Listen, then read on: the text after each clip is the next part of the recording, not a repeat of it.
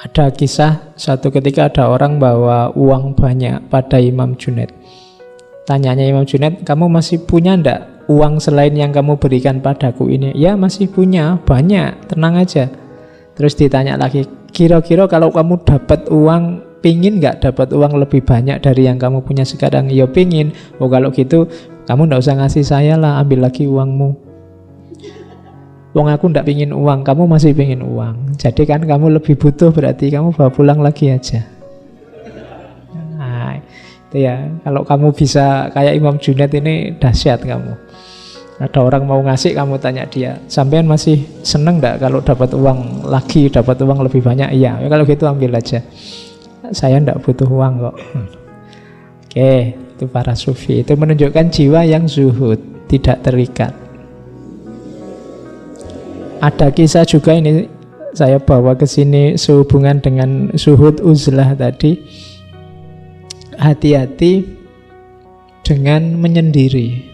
Tadi meskipun sekali-sekali kita harus menjauh, tapi jangan ada cerita muridnya Imam Junaid yang merasa, wah aku level sufiku sudah tinggi.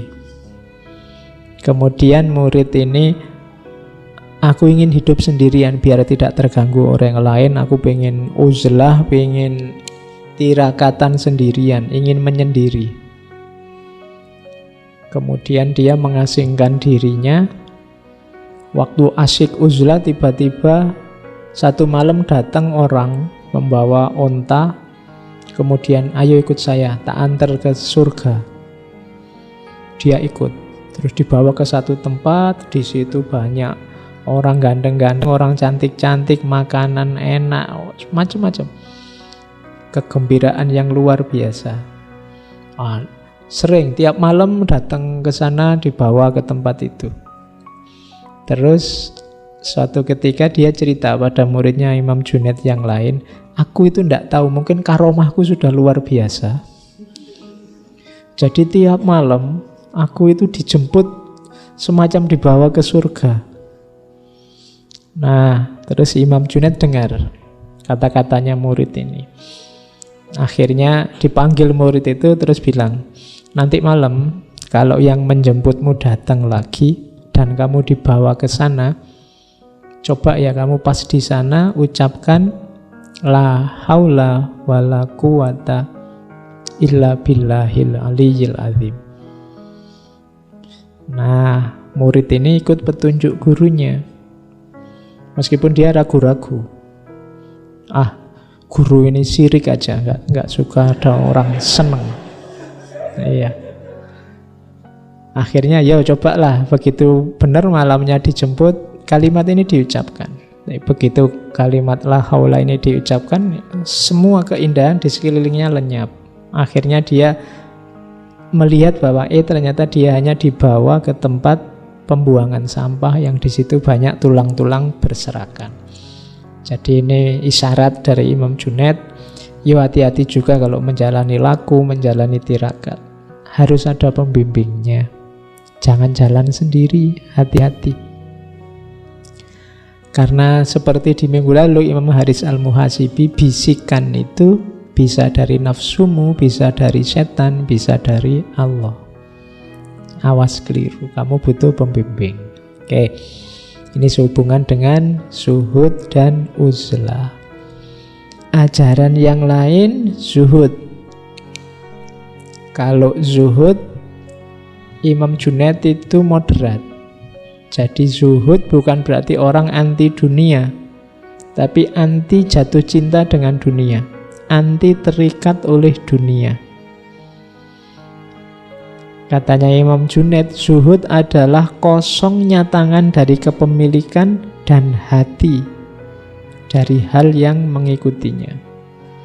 Jadi, misalnya aku punya laptop ini, aku tidak terikat dengan laptop ini, tidak jatuh cinta dengan laptop ini, tidak sangat terikat oleh laptop ini. Ada laptop ini, syukur, tidak ada juga tidak apa-apa. Jiwa yang semacam ini namanya jiwa zuhud. Tidak punya, tidak sedih, susah, kehilangan juga tidak sumpek. Kalau itu urusan dunia, suka-suka lah. Mau ada, mau tidak, oke. Ini berarti jiwa yang semacam ini, katanya Imam Junaid, namanya jiwa zuhud. Zuhud itu tidak harus selalu meninggalkan dunia, terus kamu ke hutan-hutan, apa ke gua-gua, apa ke... Ya, bayanganmu kan dulu itu, zuhud, uzlah itu berarti harus nyari sana ke gua-gua di Parangtritis apa di mana gitu.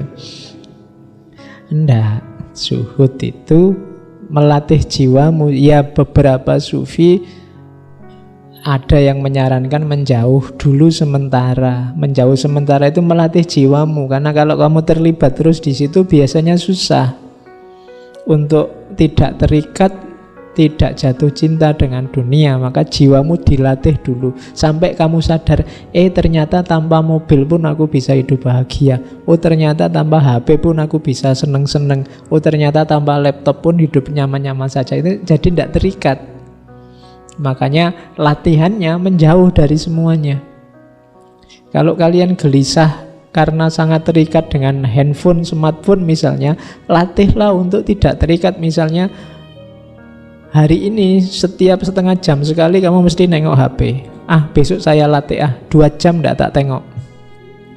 Kalau sudah sukses 2 jam nggak nengok, ternyata 2 jam nggak lihat HP juga tidak apa-apa. Itu ya tidak pilek, ya tidak batuk. Misalnya, besok ditambahi lagi 4 jam, tambahi lagi setengah hari sekali lah. Nanti bilang ke teman-teman, ya saya buka HP cuma jam 12 siang sama jam 6 pagi misalnya. Jadi mohon maaf ya, kalau ada yang penting sekali telepon aja misalnya. Lama-lama kamu akan sadar, oh ternyata ya tidak harus selalu terikat. Apapun itu dunia bisa kamu begitukan. Kalau kamu sudah sukses tidak terikat oleh apapun, itulah namanya jiwa zuhud. Jadi bukan berarti meninggalkan dunia. Malah jangan sampai orang sufi itu menyusahkan orang lain karena tidak punya apa-apa. Ya punya apa-apalah, kerjalah. Katanya Imam Junaid, seorang sufi tidak seharusnya berdiam diri di masjid dan berzikir saja tanpa bekerja. Sehingga untuk menunjang kehidupannya, orang tersebut menggantungkan dirinya hanya pada pemberian orang lain. Tidak boleh, sufi tidak boleh minta-minta.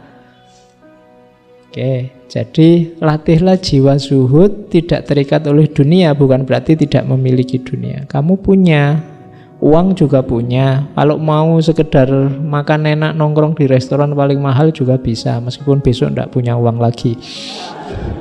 Tapi bisa. Tapi juga tidak terikat dengan dunia. Nah, itu jiwa zuhud. Oke. Terus tawakal. Definisinya Imam Junaid tentang tawakal agak unik. Tawakal adalah kesadaranmu bahwa engkau adalah miliknya Tuhan, seperti sebelum diciptakan, seperti sebelum engkau terjadi. Jadi kalau ingin tawakalmu sejati, kamu harus punya kesadaran seperti dulu kamu belum ada. Pas kita belum ada kan, kita tidak tahu kita jadi anaknya siapa, lahir di mana, kulit kita hitam apa kuning apa putih, rambut kita keriting apa lurus apa. Kita kan tidak tahu sama sekali, semuanya Allah yang menentukan. Dan begitu kita lahir dengan kondisi kita kan, kita terima apa adanya. Kamu kan tidak protes, kok aku lahir di sini ndak, balik lagi kan ndak. Semuanya yang milih kan Allah dan kita terima. Jadi jiwa seorang yang tawakal itu kembali pada masa sebelum kamu ada, sebelum kamu diciptakan. Sadari bahwa kamu itu sepenuhnya haknya Allah, miliknya Allah. Nah, kalau kita sudah punya level kesadaran ini, berarti kita bisa ada di level tawakal. Oke, jadi itu ajarannya tentang tawakal. Ada lagi tentang mahabbah. Kalau mahabbah itu gantinya sifat orang yang mencintai dengan sifat orang yang dicintai. Jadi orang jatuh cinta itu adalah orang yang merelakan dirinya lenyap dan menghidupkan yang dia cintai. Cinta sama Allah juga begitu. Makanya di antara wujudnya mahabbah nanti fana tadi. Kalau masih belum rela, masih ada ego, masih ingin menang sendiri, ingin mewujudkan keinginannya sendiri, sebenarnya level cintanya belum tinggi. Level cinta yang paling tinggi itu ketika lenyapnya diri kita, sifat-sifat kita, ganti dengan hadirnya yang kita cintai dengan sifat-sifatnya. Makanya sufi itu kalau sudah makomnya tinggi sering disebut mencapai takholak bi ahlakillah, berakhlak dengan akhlaknya Allah. Karakternya sudah karakter Allah, bukan lagi karakter manusia, karena yang karakter manusia sudah disingkirkan, kalah oleh kecintaan pada Allah. Nah, ini mahabbah. Berarti untuk ngecek kita ini sudah jatuh cinta beneran apa belum, itu diantara cirinya sifat-sifat kita ini coraknya ilahi atau manusiawi. Kalau masih banyak manusiawinya, ya sebenarnya kita belum jatuh cinta sama Allah, belum ada mahabbah. Terus